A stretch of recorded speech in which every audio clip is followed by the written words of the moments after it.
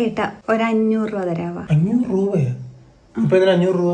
അത് പിന്നെ അനിയത്തിയുടെ കൊച്ചിന് എന്തെങ്കിലും വാങ്ങിച്ചു കൊടുക്കാൻ. 500 രൂപ കുറഞ്ഞൊന്നും മേടിക്കാൻ പറ്റത്തില്ലേ? 100 രൂപ ഒന്നും കിട്ടത്തില്ലേ? 100 രൂപക്കൊക്കെ എന്ത് കിട്ടാനേട്ടാ? അതല്ലേ 2 മാസം മുന്നേ ഒരു 500 രൂപ നീ മേടിച്ചായിരുന്നല്ലേ? അതെന്ത് തീർത്താ? അതിനെ കണക്കൊന്നും നീ പറഞ്ഞില്ലല്ലോ.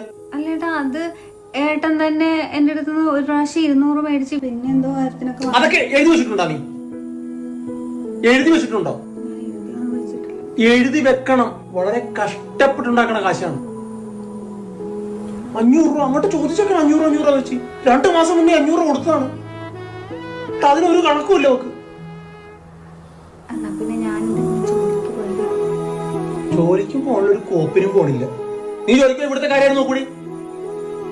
അമ്മ ഒറ്റക്കല്ലേ ചെയ്തോട്ടെ എന്നാ നടക്കല്ല കേട്ടാ. ചുമ്മാതെ അല്ല നിന്നെ കെട്ടിക്കൊണ്ടു വന്നിരിക്കണത്. ഇവിടുത്തെ പണി മൊത്തം ചെയ്യാൻ കെട്ടിക്കൊണ്ടു വന്നിരിക്കണത്.